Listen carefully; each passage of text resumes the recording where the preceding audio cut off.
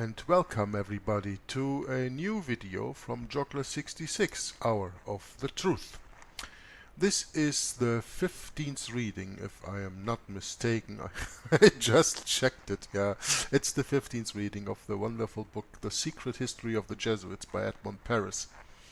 And we have come now to the Second World War. I had a little time to prepare the readings. Just because, you know, I had a tooth operation in the beginning of the week, and that made it difficult for me to speak. It's still a little bit swollen, my cheek on the right side, and I hope that you will understand me well and that I can pronunciate everything the way that I want to, because I still have a little pain there, and it's swollen, and it's not that comfortable for me to speak. I have a little tea here that I'm sipping during the reading, so don't get disturbed by that. Anyway, we have today the 20th of January 2018, and I'm going to bring to you the next recording, the next reading of the book from Edmond Paris, The Secret History of the Jesuits. But before I even go into that and start that, I want to tell you that I have planned somewhere during this recording, I mean, probably not this edition, this 15th reading, because I don't think that we get there in time, but during the reading of the preparations for the Second World War, as chapter 2 of the Infernal Cycle here is named by Edmond Paris, during that we are reading about the Second World War, I will switch to another book, as you can see here on the top of my PDF that I opened, the Adobe Reader. This new version allows you to open multiple documents in one. I like that. I never had that, but that's one of the features with my new computer, that this works now. And I will include the reading of chapter 7 of The Secret Terrorists by Bill Hughes from page 50 on, which deals about the Second World War. This is about 7 or 8 pages. I've read that on beforehand. I will not comment while I'm reading that. That's not the idea. But it is to include what Bill Hughes has to say in his book, The Secret Terrorists, about World War II, to combine that with the secret history of the Jesuits. There are some things, of course, that you will learn double, but there are some things that Bill Hughes goes into his book that Edmond Paris doesn't.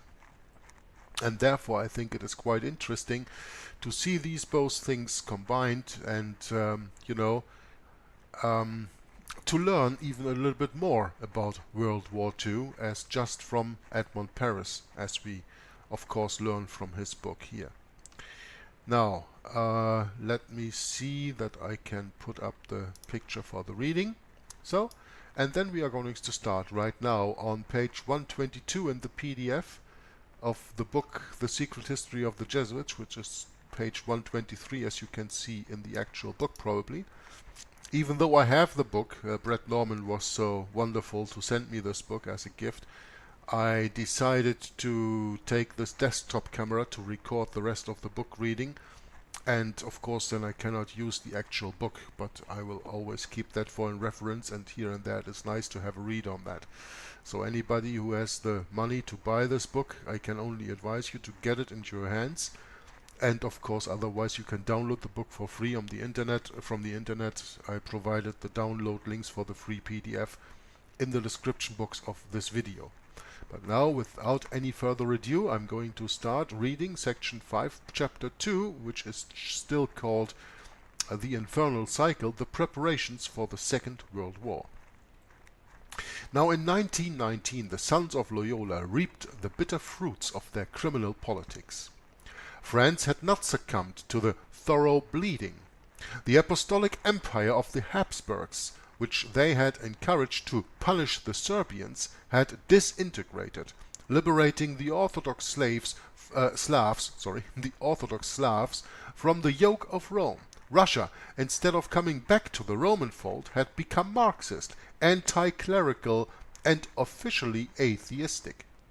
As for invincible Germany, it foundered in the chaos through the Weimar Republic, which we are still suffering under today, that ever happened. So many reasons I don't even want to go into that, but when you think that even something didn't work out for the plans of the Jesuits while reading this, then I'm gonna tell you, think again. Everything worked out according to their plans. Okay, they did not get Russia back onto the Roman fold. Well, what's the best next thing? To further annihilate and exterminate the Orthodox Russians. And therefore they installed the communistic system based on quote-unquote Marx and Engels, with Lenin and later on Stalin during the Second World War. Communism was not new. You know that, of course, because you are a listener to the channel of Joggler 66, An Hour of the Truth, and you know that we've read before about the reductions of Paraguay in the 16th and 17th century, and that, of course, that was the beginning of communism. There they, let's say, planned, and there they played for the first time what they would later implement with quote-unquote Marx and Engels theory with Lenin and Stalin in Russia, or the later then Soviet Union. Yeah? You know, the word union always goes back to universal, always goes back to Catholicism. So, since the Roman Catholic Church is the synagogue of Satan and not Christianity, it doesn't matter whether these Orthodox are under the yoke of Rome or are exterminated by the civil power of communism at that time for Rome. It doesn't matter. The result is the same. They are under the yoke of Rome, even though that they don't understand it. But of course, when they are extirpated, that is a lot more of persecution for the people. The people who are betrayed by this Orthodox religion, let's call it. Yeah? We have to understand that also the Orthodox religion, the Eastern Orthodox, in its basic is Catholic. And by that is still not apostolic, is still not the Church of Jesus Christ. Nevertheless, of course, we have to pray for these people, like we have to pray for everyone, like Catholics, like Muslims, like Hindus, like Buddhists, all the people who are in these religions which are man-made, we have to try to bring back to the Creator God of the Bible, to the only religion that there truly is, because there's only one true God, and that is the God of the Bible. Anyway, let's go on reading here. But the proud nature of the company, meaning the company of Jesus, would never consider confessing a sin. When Antichrist Pope Benedict XV died in 1922, it was ready to start again on a new basis. Is it not all-powerful in Rome? Let us listen to Monsieur Pierre Dominique. Quote, "The new Pope Pius XI, the successor of Benedict XV, who is, according to some, a Jesuit, tries to patch things up. He asks the Jesuit Father d'Herbigny to go to Russia in an attempt to rally whatever is left of Catholicism, and especially to see what could be done. Vague and big hope, to rally around the pontiff the persecuted Orthodox world." Yeah, he says here, this Mr. Dominic says, the new Pope Pius XI, who is, according to some, a Jesuit. Now many people will scream, "Oh, stop, that's not true. Pope Francis is the first Jesuit Pope." Yeah. You know, Pope Francis may be the first Jesuit Pope that is officially a Jesuit. He may be the first white Pope that is a Jesuit under the oath of induction, the fourth oath of the Jesuits. That's maybe true. But I tell you right here, right now, go back to my reading of Rulers of Evil, go back to my reading of All Roads Lead to Rome, go back to the beginning of this reading, The Secret History of the Jesuits, and you will understand that since the founding of the Jesuits, all white popes have been under the yoke of the Jesuits, under the control of the Jesuits. Remember that when Lorenzo Ricci came to power in 1758, he was the general that worked all his ministry time to get the Jesuits banished from the whole face of the earth, because I think personally that it's also meant with Revelation 13 that I saw one of his heads as it were wounded to death, one of the heads of this 10-headed beast out of the sea, yeah, the Jesuits. That's kind of a personal interpretation. I just like to think of it that way, that the banishment of the Jesuits had to do something with that too, and that of course Lorenzo Ricci was working to fulfill Bible prophecy when he banished the Jesuit order. But to go back to what is important, what I actually wanted to say is that we have to understand that the Jesuits always from the beginning had a grip on the Pope. And as you remember, Lorenzo Ricci, Clement XIII and Clement XIV were both children of him. Clement XIII only sat in this chair because Lorenzo Ricci allowed it, and Braschi, who became Clement XIV, who then abolished the Jesuits with Dominic Ac Redemptor, the bull, Lorenzo Ricci even made sure that he became cardinal. So even when you go back to Pius VII, who was the one who reinstalled the Jesuits in 1814, you have to understand that this reinstallment only happened, of course, because the Jesuits controlled the Pope. So what are we speaking about when somebody is controlled by the Jesuits? Then we speak of a temporal coadjutor in secular realms. But when we go to the spiritual realm and someone is controlled by the Jesuit, he is at least the same, a Jesuit coadjutor. He is a Jesuit, but he is not a Jesuit priest, even though of course Pope Pius is quote-unquote a priest. He may be not a Jesuit priest, but he may be very well a Jesuit. So when the author, or when Pierre Dominique says here, the new Pope Pius XI, who is according to some a Jesuit, I think that he is absolutely true. He whether is a full-blooded Jesuit, or he is in that much controlled by the Jesuits that there is no differentiation between whether he is a Jesuit or whether he is a quote-unquote Catholic, which is also a Satanist, of course. I just want you to understand that. Okay? So we continue here. In Rome, the author says, there are 39 ecclesiastical colleges, whose foundation marks the dates of great counter-offensives. Most of these counter-offensives were Jesuitical in their working and direction. The very first they erected is the Germanic College. Yeah, no, that comes from already 1552, 12 years after the inauguration of the Jesuit order. The English College is from 1578, the Irish 1628 and re-established in 1826. Interesting that you just have to change the numbers these years. The Scottish is from 1600, the North American 1859, and the Canadian from 1888, the Ethiopian 1919 and reconstituted in 1930. Pius XI creates the Russian College, the Pontificio Collegio Russo di San Teresa del Bambino Gesù, and puts it under the Jesuits' care.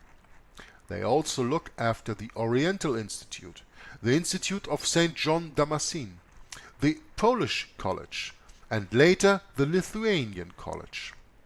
Are these reminders of Father Posevino, Ivan the Terrible, and the false Dimitri? The second of three great objectives during Ignatius' time takes first place. The Jesuits, once again, are the inspiring agents and performers in that great enterprise. In the defeat they just suffered, the sons of Loyola can see a glimmer of some hope. The Russian Revolution, by eliminating the Tsar, protector of the Orthodox Church, had it not decapitated the great rival and helped the penetration of the Roman Church? We must strike while the iron is hot. The famous Russicum is created, and its clandestine missionaries will take the good news to this schismatic country. 1 century after their expulsion by Tsar Alexander I, the Jesuits will again undertake the conquest of the Slav world. Since 1915, their general is Halke von Ledokowski. Here it says Nalke, but it's Halke with an H. From Monsieur Pierre Dominique, again a quote. Some will say that I see Jesuits everywhere. Some will say that of me, Jörg, too, and I see Jesuits everywhere because they are everywhere, because their teaching is everywhere, because their influence is just everywhere, whether you like it or you're not. So he says, some will say that I see Jesuits everywhere, but I am compelled to point out their presence and actions. To say that they were behind the monarchy of Alfonso XIII, whose confessor was Father Lopez, that when the Spanish monarchy has ended and their monasteries and colleges burned down, they were found again behind Gil Robles. Then, when civil war broke out, behind Franco. In Portugal, they uphold Salazar. In Austria and Hungary, the Emperor Charles, who was dethroned 3 times. What part did they play in those attempts to regain the throne of Hungary? Who knows? They kept the seat warm, not knowing much for whom or what. Monsignor Seipel, Dollfuss and Schuschnigg, these are all chancellors of Austria at that time, are from their ranks, the ranks of the Jesuits. They dream for a while of a great Germany with a Catholic majority to which the Austrians would necessarily belong. So here you see already what then happened in 1938 with the so-called Anschluss, with the connection of Austria to Germany. It was always a dream of the Roman Catholic Church to have Germany back under Catholic rule. And therefore that needed to come out of the south of Germany, because the northern part of Germany, as the eastern part, most of the part Prussian, was Protestant. But the south belonged to the Catholics, Bavaria, Baden-Württemberg, and of course Austria. So they knew that when the Roman Catholic Church wanted to take over Germany, they had to do it via Berlin, and they have to come from the south. And this is exactly what happened with Hitler, who was a Austrian. Never forget that. He was an Austrian and he was a Catholic, and he gave the power back to Rome. He gave the power of Berlin back from the south. Exactly what Monsieur Pierre Dominique tells us here. They dream for a while of a great Germany with a Catholic majority to which the Austrians would necessarily belong. A modern version of the old 16th century alliance between the Wittelsbach and the Habsburg. In Italy, they support first of all Don Sturzo, who we will learn of even more than just today, but I'm going to show you a little picture so that you can learn also who Don Sturzo is. He was the founder of the Popular Party in Italy, and then later on Mussolini. The Jesuit father Tacchi Venturi, General Secretary of the Company of Jesus, served as the middleman between Antichrist Pope Pius XI, whose confessors are Fathers Aliciardi and Celebrano, both Jesuits, and Mussolini. So Don Sturzo, whose picture you see here on the right, was the founder of the Popular Party, meaning the People Party of Italy at that time. And he of course was a Jesuit. The Pope in February 1929, at the time of the Treaty of Lateran, calls Mussolini, quote, "the man whom Providence allowed us to meet," unquote. Do you get what this sentence means? This is a quote from, yeah, I don't know, doesn't matter, but the point is, the Pope in February 1929, at the time of the Treaty of Lateran, the Lateran Treaty, calls Mussolini the man whom Providence allowed us to meet. What Providence? He is speaking about the Providence, he is speaking about what is written in Revelation 13. "And I saw one of his heads as it were wounded to death, and the wound healed." Yeah? The healing of the wound started in 1929 with the Lateran Treaty, when through Mussolini the Vatican was given back its temporal power. That is the Lateran Treaty all about. That is the healing of the wound of Revelation 13. So that is why Mussolini is seen here as a man of providence. Rome does not condemn what is commonly called the Ethiopian aggression, and in 1940 the Vatican is still Mussolini's sincere friend. Now, about the Ethiopian aggression, we have of course a war that Italy fought in the north of Africa, in Ethiopia. And why did they do that? Well, the Muslims have been there for hundreds of years, and they have done it, and now even the Catholics come back in there and do it. Mussolini was going on a crusade because the Ethiopian people were Bible-believing Christians.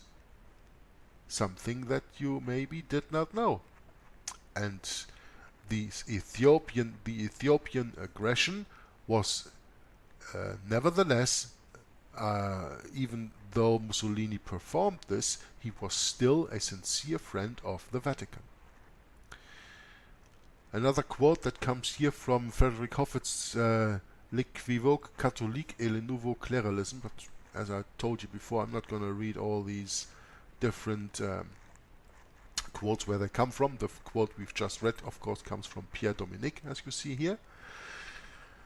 The Jesuits have their secret abode in the Ethiopian aggression, that is. From there, they survey the universal church with the cold and calculating eye of the politician. This is a perfect summary of the Jesuit activity between the two world wars. The quote-unquote secret abode of Loyola's sons is the political brain of the Vatican. The confessors of Antichrist Pope Pius XI are Jesuits. Those of his successor, Pius XII, Eugenio Pacelli, will also be Jesuits, and Germans for good measure. No matter if, because of it, the plot becomes evident, everything, it seems, is ready for revenge. But under the pontificate of Antichrist Pope Pius XI, it is the preparatory period. The Germanic quote-unquote secular arm defeated with World War I has dropped the sword. While waiting to put it back into its hands, we will prepare in Europe a field worth its future exploits, and first of all stop the threatening rise of democracy. Italy will be the first field of action. There is a noisy socialist chief who gathers ex-servicemen around him.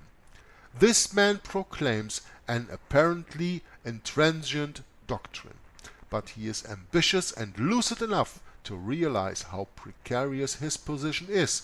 In spite of his extravagant boastings, Jesuit diplomacy will soon win him over to its side. M. François Charles Roux of the Institute, who was our, meaning French, ambassador to the Vatican at that time, says, quote, "What has Charles Roux, an ambassador to the Vatican, to say? At the time when the future Duce, Mussolini, was only a simple deputy, Cardinal Gaspari, Secretary of State, later Pope Pius XI, had a secret interview with him. The fascist chief had immediately agreed that the Pope should exercise a temporal sovereignty over a part of Rome. Ah, unquote. What do we learn here, my dear brethren? We learn here that this was the preparation of the healing of the wound of Revelation 13. The fascist chief had immediately agreed in talks to Cardinal Gaspari, who was at this moment Secretary of State, and the later Pope Pius XI. Mussolini had immediately agreed that the Pope should exercise temporal sovereignty over a part of Rome. That is what the Vatican is. It is a little state within the city of Rome. When reporting to me about that interview, Cardinal Gaspari concluded, quote, "With this promise, I was sure if this man came to power, we would succeed." Who is we? Well, the Jesuits on one hand, the Roman Catholic Church on another hand, and Satan on the third. I will not mention his account of the negotiations between the secret agents of Pius XI and Mussolini. These secret agents, the main one being the Jesuit father Tacchi Venturi. You're going to see a picture of him right here. Tacchi Venturi. These secret agents, the main one being Jesuit father Tacchi Venturi, fulfilled their mission extremely well. This is not surprising when we know that Father Tacchi Venturi was secretary of the Company of Jesus and Mussolini's confessor at the same time. In fact, he was directed into this cajolery of the fascist chief by the general of his order, Halke von Ledokowski, as we are told by Monsieur Gaston Gaillard. Quote, "On the 16th of November 1922, Parliament elected Mussolini by 306 votes against 116, and in that meeting one saw the Catholic group of Don Sturzo,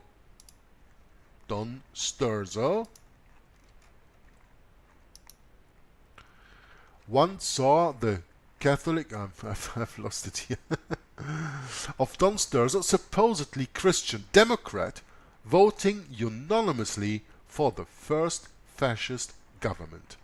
That is what Gaston Gaillard has to say about this.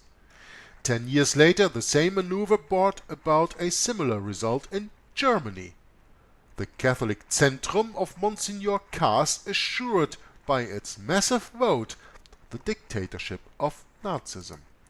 Monsignor Kaas, a Jesuit and a leader of the Zentrum, the Center Party in Germany, a right-wing party, a Catholic party, and by the way, for the people who do not know, the precursor of the CDU, the CDU, the Christian Democratic Union, of which Angela Merkel today is Chancellor of Germany since 2005. They are all interconnected. So, very interesting. 10 years later, we are speaking here about November 22, and of course, with Hitler, we are speaking about January 1933. The same maneuver brought about a similar result in Germany. The Catholic Zentrum of Monsignor Kaas in this picture here assured by its massive vote the dictatorship of Nazism, of Adolf Hitler, of the NSDAP. In fact, Italy had been, in 1922, the trial ground for the new formula of authoritarian conservatism, which you can also call fascism, dressed up when local circumstances demanded it with some pseudo-socialism. That's why it's called National Socialism. From now on, all the efforts of the Vatican's Jesuits will tend to spread this doctrine in Europe, the ambiguity of which is typical of them. And I can assure you that same is coming to the United States of America. Not only because of Operation Paperclip and all the imported Nazis after the Second World War, but also because the Jesuits say for themselves in their magazine that fascism is the policy that comes closest to the ideals of the Jesuit party. We will go into that a little bit later. So, even today, the author says, the collapse of Mussolini's regime, nor the defeat, nor the ruins have been enough to discredit to the eyes of Italy's Christian Democrats the megalomaniac dictator imposed on their country by the Vatican. Disowned only outwardly, his prestige remains intact in the hearts of the clerics. The following could be read in the press. Quote, and now have a look at this. We have decided visitors coming to Rome for the Olympic Games in 1960 will see the marble obelisk erected by Benito Mussolini and his own glory as it dominates from the banks of the Tiber, the Olympic Stadium. This memorial, 33 meters high, bears the inscription Mussolini Dux, of Duce. Here you can read this, Mussolini Dux. I have another picture here. You see how big it is, 33 meters high. Of course 33 is a Masonic number, as you all know, and this is a detail of a mosaic floor with men hailing their leader, the Duce, between the Mussolini obelisk and the Olympic Stadium. So the visitors walk over this mosaic floor.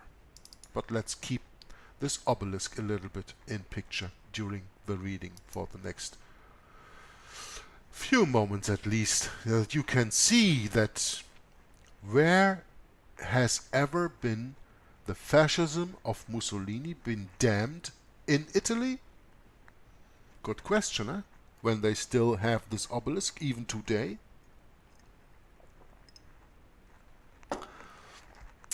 So the author continues here. This memorial, 33 meters high, bears the inscription Mussolini Dux and is decorated with mosaics, of which I just showed you, mosaics and inscriptions praising fascism. The phrase "Long live the Duce" is repeated more than 100 times, and the slogan "Many enemies mean much honor" several times as well. The monument has, on either side, marble blocks commemorating the main events of fascism, from the foundation of the publication Popolo d'Italia by Mussolini until the establishment of the short-lived fascist empire, and including the war in Ethiopia, the crusade that Mussolini had against Protestants. The obelisk was to be crowned with a gigantic statue of Mussolini as a naked athlete nearly 100 meters high. But the regime collapsed before this strange project could be realized. Quote, after a year of controversy, the Segni government has just decided that the Duce's obelisk should stay. So they didn't complete the 100-meter big grand figure of Mussolini on top of the obelisk here, but they left the obelisk. The war, the blood which flowed profusely, the tears and the ruins do not matter. They are mere trifles, small spots on the monument erected to the glory of, quote, the man whom Providence allowed us to meet, unquote, as he was described by Antichrist Pope Pius XI. No shortcomings, mistakes or crimes can erase his main merit. The fact that he re-established the temporal power of the Pope Lateran Treaty of 1929, proclaimed Roman Catholicism as the religion of the state, with a concordat signed along with it, of course,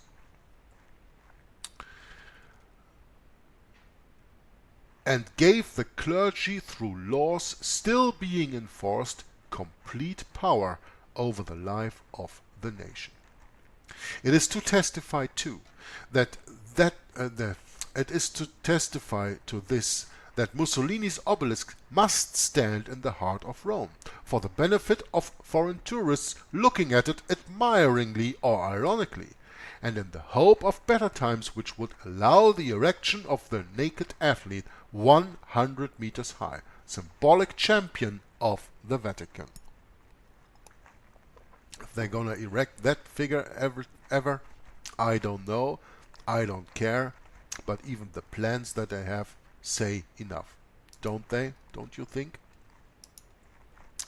Now the Lateran Treaty, by which Mussolini showed his gratitude to the papacy, gave the Holy See, apart from the payment of 1,750 million liras, which is converted into British pounds 20 million at the time, the temporal sovereignty over the territory of Vatican City. Now let's read this again, that we understand it, please. The Lateran Treaty, by which Mussolini showed his gratitude to the papacy, gave the Holy See, the Vatican, apart from the payment of 750 million liras, the temporal sovereignty over the territory of Vatican City, and by that the temporal sovereignty over the whole world, the healing of the wound. Now I've made a little comment here, and before I'm going to read any further, I'm going to read to you this little comment that I prepared here. Sometimes I have times to prepare comments, and in this case it was so. It says more on this info, the payment of the 20 million pounds, and how this even converts into dollars, and how the Vatican used that money later the same year, because you have to understand, the signing of the Lateran Treaty was on the, I don't know, the 11th of February, something in the beginning of February 1929, yeah, and then the papacy got paid this 750 million lira by Mussolini, and how they used that money later the same year to buy all the stocks worldwide after the crash of Black Friday 1929. This information is to be found in Avro Manhattan's book The Vatican Billions. But I'm gonna give you a little context of it in short. And let's see if I have here a picture of 1929. I prepared that one for you. The greatest crash in Wall Street's history. Black Friday. This money, the 750 million lira, or 750 million times 1,000 lira, which is at least 20 million British pounds at that time, this money was used to buy all stocks at a penny for $1. And today, 2017 even, through different papal knighthoods, the Vatican controls the world's economy in accordance with Revelation 18 verse 3, quote, "For all nations have drunk of the wine of the wrath of her fornication, and the kings of the earth have committed fornication with her, and the merchants of the earth are waxed rich through the abundance of her delicacies." Now, who are the merchants of this earth? Through the different papal knighthoods, like the Knights of Malta, first and for all, the Jesuit order, who control the Knights of Malta. They are the merchants of this earth, and they got absolute control over the whole worldwide economy by playing a part in this crash in 1929, when a few months before the Vatican got paid at least these 20 million pounds. And they were then able to form this Bourse crash, this stock market crash worldwide, and to buy all the companies for a penny or for the dollar. quite a repetition of what they did in 1815 after Waterloo with the Central Bank of England. How the Rothschilds got control on that, because they were, of course, informed by the Jesuits, because the Rothschilds are only Jesuit agents, as you know. Anyway, let's continue in this book. It is certain, the author says here, that the constitution of the Vatican City was a matter of prime importance in order to establish the papacy as a political power. Yeah, and that, of course, is pure biblical prophecy. Revelation 13, the healing of the wound that has begun in 1929. We will not waste time trying to conciliate this explicit confession with the phrase so often heard that, quote, the Roman Catholic Church is not involved in politics, unquote. It's the whole existence they have. We will only point out the unique position in the world of a state which is secular and sacred, of equivocal nature as well, and the consequences of that position. The Roman Catholic Church is a state. Google that information. Sorry, Google that information. That is no secret. The Roman Catholic Church is a state. Yeah? Now, what are the Jesuitical crafty tricks used by this power, which, depending on circumstances, makes use of her temporal and spiritual character to be exempted from all the rules laid down by international laws? Yeah, go back to my reading of Martin Luther, and where I read in the book Against the Roman Papacy, an Institution of the Devil, as you can see right here.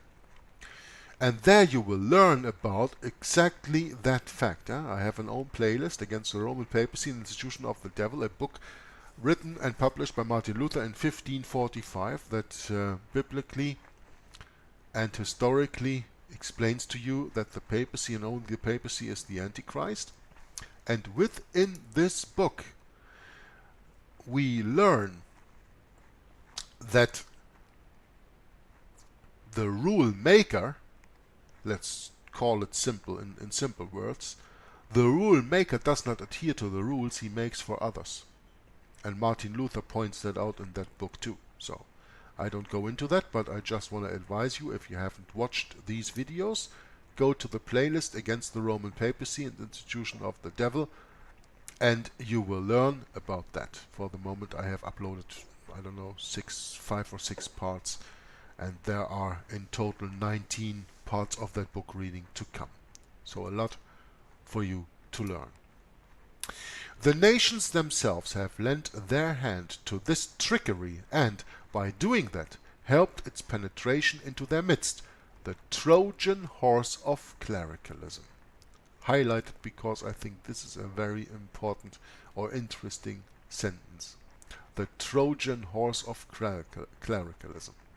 Quote, the Pope seemed to identify himself too much with the dictators, wrote M. François Charroux, French ambassador to the Vatican. But could it be otherwise, when the Holy See itself had raised these men to power? Mussolini, the prototype, was the inaugurator of that series of providential men, these sword-bearers who would prepare the revenge for 1918. From Italy, where it prospered so well under the care of Jesuit Father Tacchi Venturi and his acolytes, fascism was soon to be exported to Germany. Quote, Hitler receives his impetus from Mussolini. The ideal of the Nazis is the same as in Italy. Since Mussolini is at the head, all the sympathies are for Berlin. In 1923, his fascism merges with National Socialism. He becomes friends with Hitler, to whom he supplies arms and money. Now, we have to go back to the pictures here, that I can show you the next one, which is quite interesting, I guess. Here you see Cardinal Eugenio Pacelli, the future Pope Pius XII, waving hand to greet military officials. Now, at that time, the author continues, Monsignor Pacelli, future Pope Pius XII, and then the curious best diplomat, is nuncio in Munich from 1917 on, for your information, capital of Catholic Bavaria. There, the star of the future German dictators starts to rise. He is also a Catholic, like his most important associates. Of that country, cradle of Nazism, M. Maurice Laporte tells us, quote, its two enemies are called Protestantism and democracy. Prussia's anxiety is therefore understandable. Quote, it is easy to guess what kind of special care the Vatican gives Bavaria, where Hitler's National Socialism recruits its strongest contingents. Unquote. To take from heretic Prussia the control of the German secular arm and transfer it to Catholic Bavaria, what a dream! Monsignor Pacelli puts all in his power to realize it, acting in concert with the chief of the Company of Jesus, Ledorkowski. Listen, I told you in the beginning of this broadcast that was the plan all along. Take the power from Protestant Prussia and give it to Catholic Bavaria and their allies, Austria. And where did Hitler come from? Austria. Quote, after the other war, means the First World War between 1914 and 18, the Jesuits General Halke von Ledorkowski, and I'm going to put a picture right in here that you see him, had conceived a vast plan. The creation, with or without Emperor Habsburg, of a federation of the Catholic nations in Central and Eastern Europe, Austria, Slovakia, Bohemia, Poland, Hungary, Croatia, and, of course, Bavaria. We will learn how all these countries have become Catholic, and Croatia in special. There is going to be a lot to be talked about during the Second World War, and the Ustashis and the Serbs, who were Orthodox and also Protestants, and how they have been quote-unquote converted to Catholicism. This is all upcoming in the reading of this book, so I can only ask your patience and that you will stay with me and continue reading and learning from this book, reading and learning the history that is never taught to you in the schools, that is never taught to you in the universities, that is never taught to you by any pastor in any church. It is the duty of the clerics to inform the people about politics when politics are mingled with religion. And the Roman Catholic Church is nothing else but the mingling of politics with religion. And what pastor in what church does speak to you about that? I'd like to hear it. Another quote continues in the book. This new Central Empire, as we just read here, a federation of Catholic nations in Central and Eastern Europe, Austria, Slovakia, Bohemia, Poland, Hungary, Croatia, and of course Bavaria. This new Central Empire had to fight on two fronts. So a lot of people condemn Hitler for starting a two-front war on the East and on the West. But here you see that these plans have already been laid much earlier, even before Hitler came to power. On the eastern side, it says, against the Soviet Union, and on the western side against Prussia, against Protestant Great Britain, and Republican rebellious France, because they had to be punished. At that time, Monsignor Eugenio Pacelli, the future Pope Pius XII, was nuncio in Munich, nuncio, meaning he was the highest representative of the Roman Catholic Church in Germany.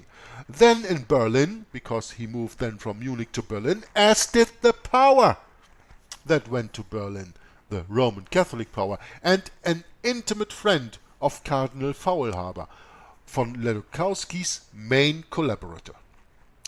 The Ledokowski plan was the dream of Antichrist Pope Pius XII's youth. But was it only a dream of youth? The Middle Europa, or Mid-Europe, Hitler, tried to organize was very similar to that plan, apart from the presence in that bloc of Lutheran Prussia, a not very dangerous minority, and the recognized zones of influence which, maybe temporarily, belonged to Italy.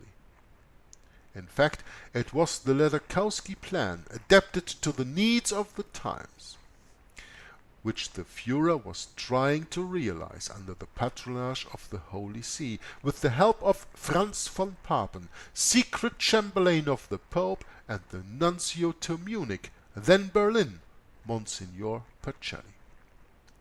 François Charles Roux writes, quote, "During the contemporary epoch, world politics never felt the Catholic intervention more than during the ministry of Monsignor Pacelli."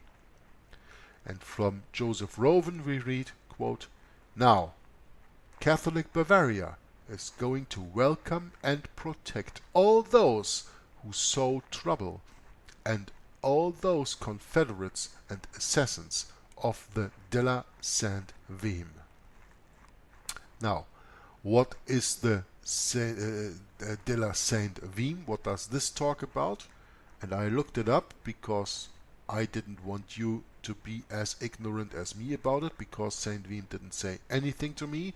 And if you know already what it's about, I'm sorry, I didn't want to call anybody stupid, but there are a lot of things sometimes in this book that I don't understand, and when I have the time on beforehand to look them up, as I had this time because I had this operation on my tooth,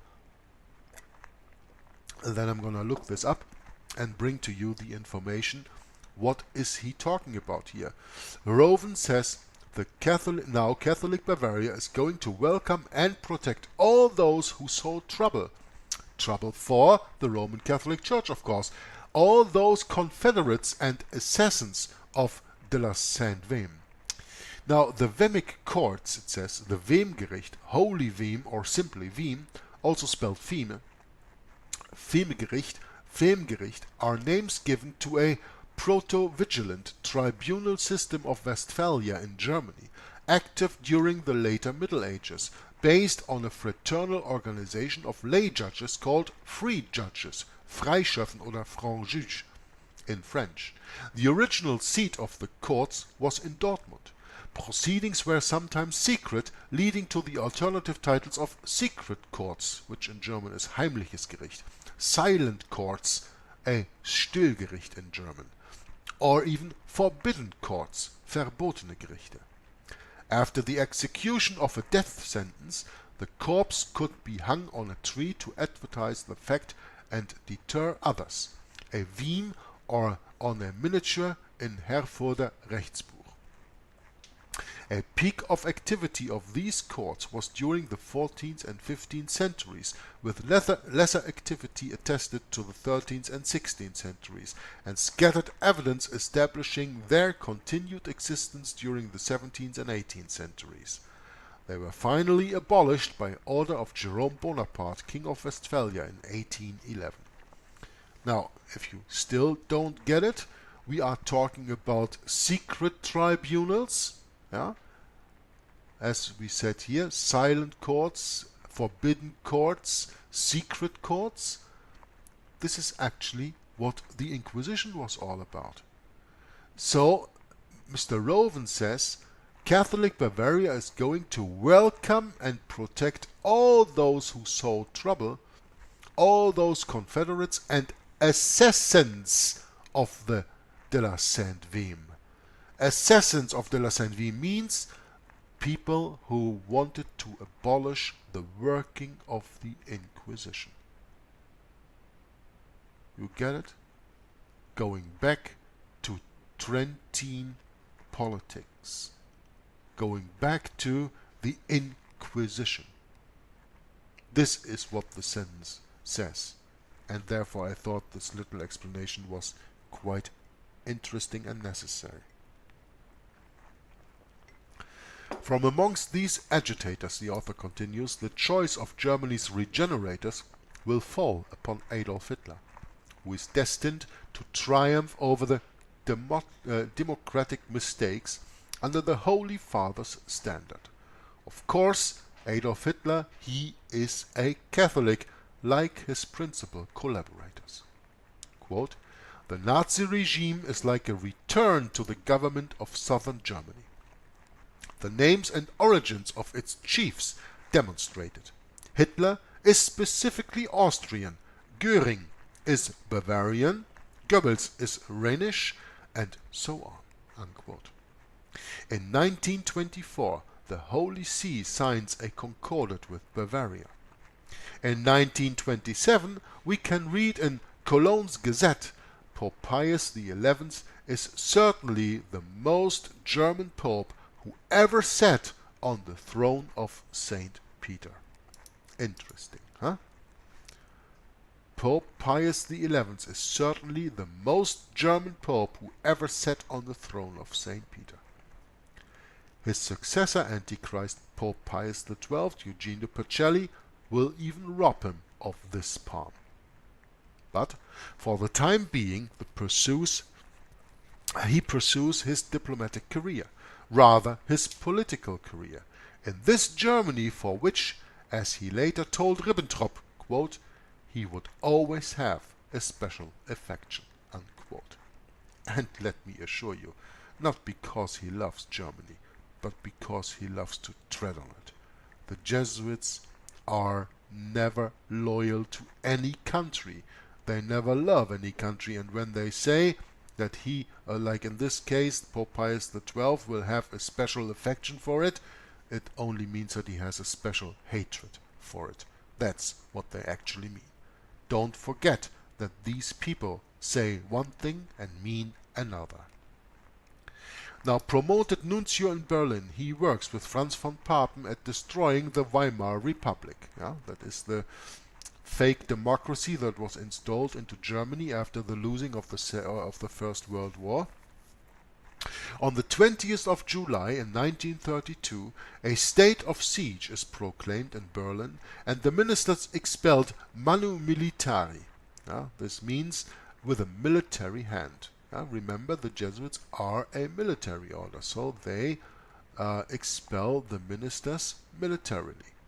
It is the first step towards Hitlerian dictatorship in 1932, the 20th of July in 1932. New elections are prepared, which will establish the success of the Nazis only a few months later. Quote, with Hitler's approval, Göring and Strasser got in contact with Monsignor Kaas, party chief of the Catholic Center. Let's put up another picture of Kaas once again, as we have already seen here. Monsignor Kaas, okay, whom you know. With Hitler's approval, Göring and Strasser got in contact with Monsignor Kaas, here in the picture, party chief of the Catholic Center. Cardinal Bertram, Archbishop of Breslau and Primate of Germany, declared, quote, we, Christians and Catholics. What kind of a declaration is that? When a Roman Catholic cardinal, archbishop, declares Christians and Catholics, does he make a distinction between Christians and Catholics, or does he proclaim Catholics to be Christians? Quite interesting, you know. Every time these people open their mouths, you really have to watch every word that comes out of them. We, Christians and Catholics, Cardinal Bertram says, do not recognize any religion or race. Unquote.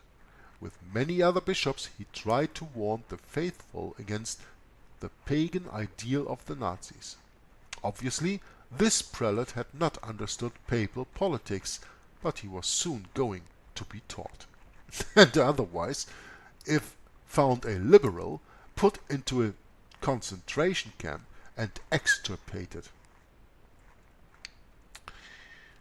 Now, let's see how much time have we got now. It's already an hour. So I'm going to stop the reading here, and then we will continue next time with the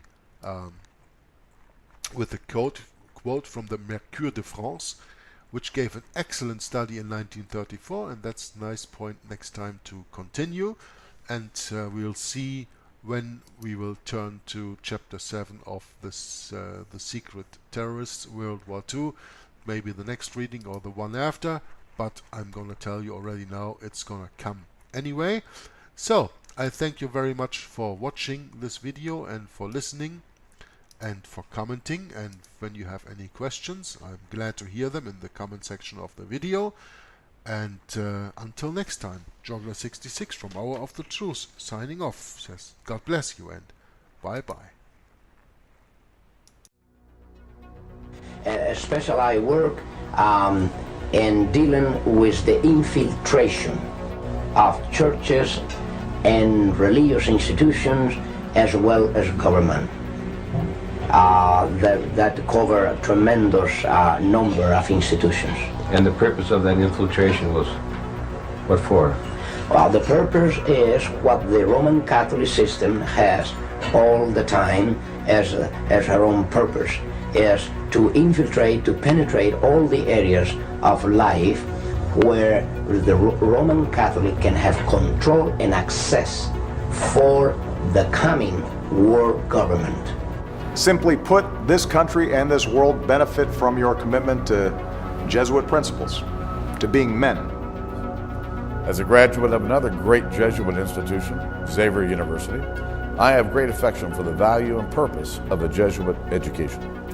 What that means is, in preparation for that world government, the Roman Catholic institution, especially since the establishment of the Jesuit order in 1541, throughout all these 500 years, they've been in preparation and through infiltration and penetration of every level of society in order to take over the world politically and religiously. What a beautiful day the Lord has made. Holy Father, on behalf of Michelle and myself, welcome to the White House. There are two doctrines that define very well these dangerous goal of the Roman Catholic institution. Two doctrines define this very well. One is called the doctrine of the apostolic succession, and that is dealing with the papacy. And the other is the doctrine, the temporal power, and that is dealing with world government.